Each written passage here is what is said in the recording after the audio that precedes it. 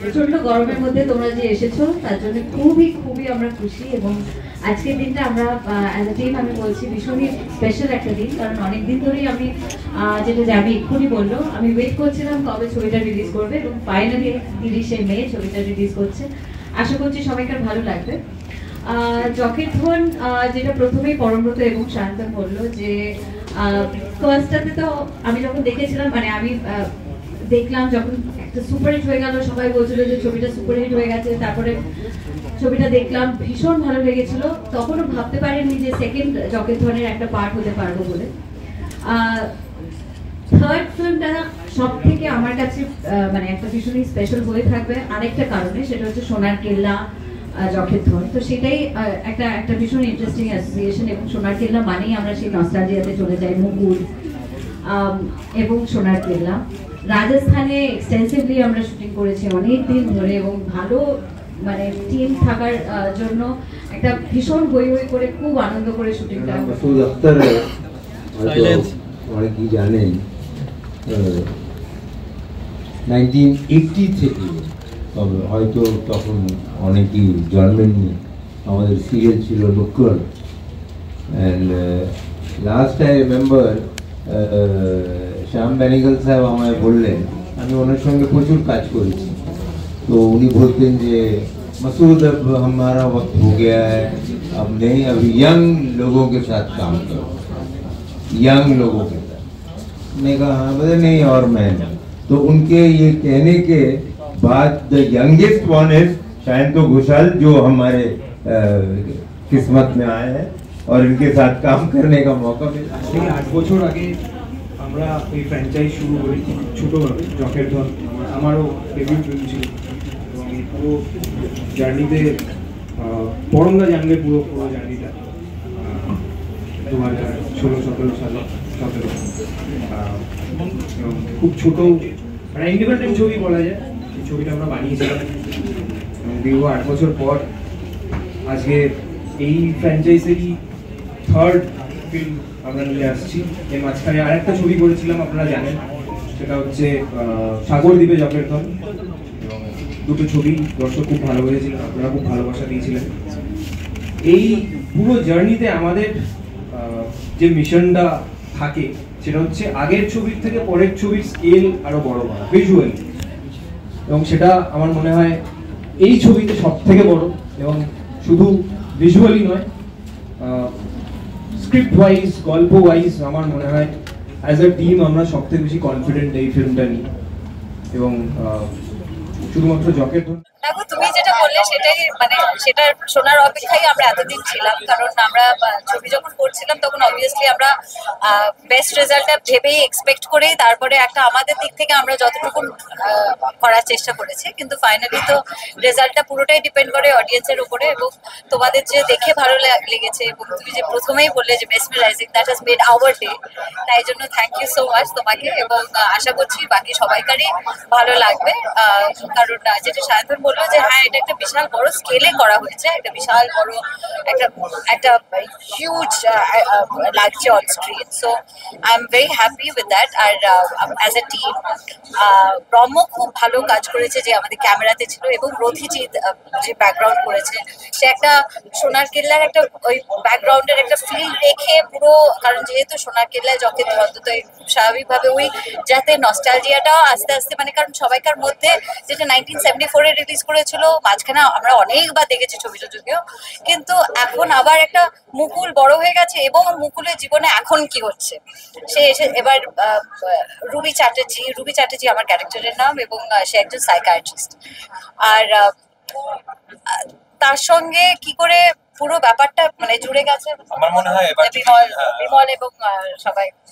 তুমি বলো পরে প্রায় গোটা ছবিটা এটাই হয়।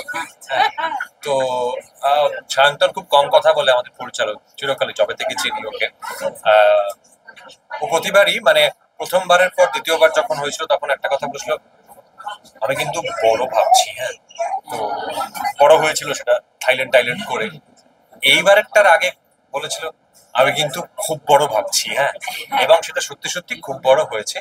যেদিন থেকে ল্যান্ড করেছিলাম আমরা জয়সলমেরে, সেদিন থেকে শুটের শেষ দিন অব্দি বুঝতে পেরেছি যে অফকোর্স আমাদের তাড়াহুড়ো করতে হয় কিছু কিছু ক্ষেত্রে, কিন্তু যে জায়গাগুলোতে মন দিয়ে দেখতে বড় লাগানোর কথা, সেই জায়গাগুলো কিন্তু ঠিক সেরকম ভাবেই যাতে বড় লাগে দেখতে, বড় পর্দার ছবি যাতে, বড় পর্দার অভিজ্ঞতা যাতে হয়ে ওঠে একটা, ঠিক সেইভাবেই শুট করা। এবং আমরা সকলে চেষ্টা করেছি সেরকমই একটা এক্সপিরিয়েন্স তৈরি করতে। আর গরমের ছুটিতে মুক্তি পাচ্ছে ছবিটি, গরমের ছুটির মাঝ বরাবর।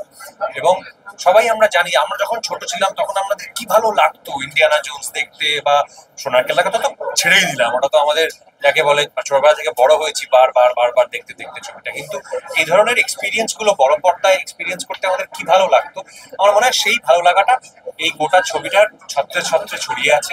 এবং দর্শকদের সপরিবারে গিয়ে, বিশেষ করে যারা ইয়াং অ্যাডাল্ট, যাদের বয়স মানে ওই 10 থেকে 15-16-র মধ্যে, তারা থারলি এনজয় করবে। না, 8 থেকে 80 সবাই এনজয় করবে। ওকে, কেন শুধু 10-12 বছর, 8 থেকে 80 we are very ambitious, এবং আমরা ভীষণই একটা জিনিস বোঝো, 10 থেকে 15 যাদের বয়স, তাদের হলে যেতে গেলে তাদের সঙ্গে দুজন করে যেতে হয়, এটা বোঝো।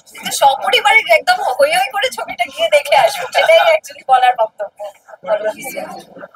সায়ন্তন যেরকম পরমদা বললো আর কি, যে সায়ন্তন খুবই soft spoken, he does not like to show his work আর কি, যেটা মানে আমি কি দারুণ কাজ করেছি দেখো, এই জিনিসটা জাহির করার কখনো চেষ্টা করে না, কিন্তু যেটা করে সেটা খুব কঠিন। এবং আমারও কোয়েলদির মতোই আমি দ্বিতীয় ছবিটার থেকে আমি এই ফ্র্যাঞ্চাইজ জয়েন করি, এবং সাগরদ্বীপে জকেরধন যেই স্কেলে যেভাবে বলা হয়েছিল সেটাকে টপ করা খুব ডিফিকাল্ট ছিল, কিন্তু মানে সেটাকে এই সোনার কেল্লায় জকেরধনে তার সেটাকে ছাপিয়ে যাওয়াটা ইট ওয়াজ এ ভেরি ডিফিকাল্ট টাস্ক, এবং সেটা সায়ন্তন আমার মনে হয় দারুণ ভাবে করেছে। তবে আমার মনে হলে তো হবে না, সকলের মনে হতে হবে যারা ছবিটা দেখতে আসবেন।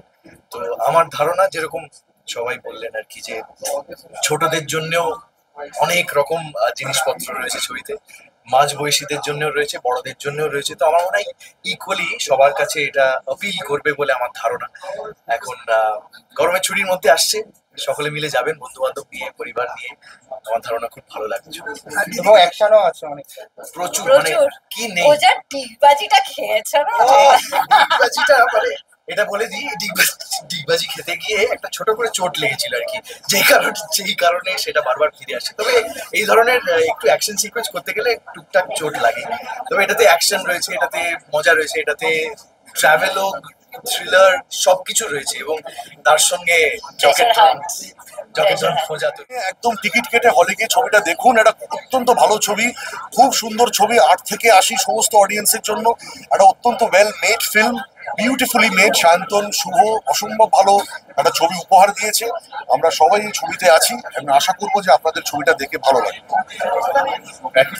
একই কথা, একটা কাজ করেছি সবাই মিলে, এরকম পরিশ্রম করে ভালোবেসে সবাই মিলে হলে আসুন, দেখুন, সেটাই তো আমাদের প্রাপ্য। সেটা দেখে যদি ভালো লাগে, চ্যালেঞ্জিং প্রত্যেকটা চরিত্র, এটা মুকুল বলে বলছেন সেরকম কিছু না, প্রত্যেকটা চরিত্রই অভিনেতার কাছে চ্যালেঞ্জিং থাকে, এটাও আমার কাছে ছিল। হ্যাঁ, বলতে পারেন সত্যজিৎ রায়ের সৃষ্টি মুকুল তো সোনার কেল্লার, তাই একটা আপনাদের কাছে যেরকম লাগছে আমার কাছেও সেরকম লেগেছে। তা সেটা করতে পেরেছি, আমার সিনিয়ররা ভীষণভাবে আমাকে আগলে রেখেছিল, সাপোর্ট করেছিল। আমি যখন শুটিংটা করেছি প্রচন্ডভাবে, সে কোয়েল থেকে শুরু করে সাহেব দা, পরম দা, গৌরব, এরা আমাকে ভীষণ প্রোটেক্ট করেছে, যাতে বেশি কেউ আমাকে ডিস্টার্ব না করে, কিছু না করে, ওর মধ্যে করুন। আমার হেল্প পেয়েছি প্রথমটা আমি সিনিয়রদের কাছে, যার জন্য আমার মনে হয় বলছেন যখন আমি করতে পেরেছি কাজটা। মিউজিকে ছবির এই বারবার করে আমরা সোনার কেল্লা বলছি, এই সোনার কেল্লা নামটা আশায় যেরকম ভাবে ও বলছে, সুপ্রভাত বলছে যে ওর টেনশন হচ্ছিল, চাপ হচ্ছিল, সেরকম আমারও হচ্ছিল। কারণ সোনার কেল্লার রেফারেন্স থাকার কারণেই কিন্তু আমাদের কিন্তু ওই প্রথম সোনার কেল্লাকে ছুঁয়ে যেতে হয়েছে। এবং সায়ন্তন নানান রকম রেফারেন্সেস রেখেছে, মানে ওই সময়কার ঘটনার সাথে তার একটা মিল রয়েছে যেটা ঘটছে এই ছবিতে। সো আমার জন্য টাফ ছিল এইটার সাউন্ড স্ক্রিপ্টটাকে নতুন করে প্রেজেন্ট করা। তো আমি বলবো আমার দারুণ এক্সপিরিয়েন্স, আমি এরকম কাজের আগে করি। একটা সাসপেন্স থ্রিলার মুভিতে ডিফারেন্ট সাউন্ডস্কেপ, যেটা 1900 ওই সময়কার মানে পুরনো রেট্রো অর্কেস্ট্রাল মিউজিকের সাউন্ড সেটাকে তৈরি করা। তার সাথে এমন কিছু দৃশ্য রয়েছে, সিনেমা দেখলে আপনারা বুঝতে পারবেন যে রাজস্থানের মরুভূমির দৃশ্য, সেখানে নানান রকম মিউজিশিয়ানদের রেফারেন্স রয়েছে। তো যেটা আমার ওই ইনস্ট্রুমেন্টগুলো পাওয়াই যায় না, ওটাকে আমার মানে জোগাড় করতে গিয়ে আমার সবচেয়ে কষ্ট হচ্ছে। তো ফাইনালি সব ভালো হয়েছে, এবং আমি আপনাদের জানিয়ে রেখে একটা গানও আছে, সেটা কবিরের দোহা, সেটা আমি গিয়েছি ছবিতে, সেটা ছবিতে বিজিএমের মধ্যে রয়েছে। তো সব মিলিয়ে সোনারকেল্লা জগদ্দল একটা অসাধারণ ছবি। আমরা সবাই প্রথমত তো সুরিন্দর ফিল্মসকে থ্যাঙ্কস জানাবো, এই মানে একটা জকের মতো ফ্র্যাঞ্চাইজি থার্ড পার্টে আমাকে একটা গুরুত্বপূর্ণ ভূমিকা দেওয়ার জন্য। আর যখন জানতে পেরেছি যে কাজটা করছি, তারপরেও ভাবতে পারিনি যে ব্যাপারটা এতটা গ্র্যান্ড স্কেলে হবে আর কি। তো ওখানে গিয়ে যাওয়া, 12 দিন থাকা, থেকে সোনারকেল্লার মধ্যে শ্যুট করা, অন্য রকম নস্টালজিয়া কাজ করেছে, অন্য রকম অভিজ্ঞতা। তো আর সবথেকে বড় কথা, ছবিটা খুব ভালো ছবি হয়েছে, মানে এটা মানে গরমের ছুটিতে একদম সপরিবারে হলে গিয়ে দেখার মতো ছবি। তো দেখা যাক বাকিটা কি হয়। চরিত্র বেসিক্যালি আমার চরিত্র খুব বেশি রিভিল করছি না, তাও ওই আরাবল্লী ডাকাত একটা ট্রেলারে একটা ওয়ার্ড আছে, তো সেইটা খুবই আমার সাথেই যায়, মানে আমারই ভূমিকা সেটা। তো বাকি ছবি জুড়ে কি করেছি দেখতে হবে।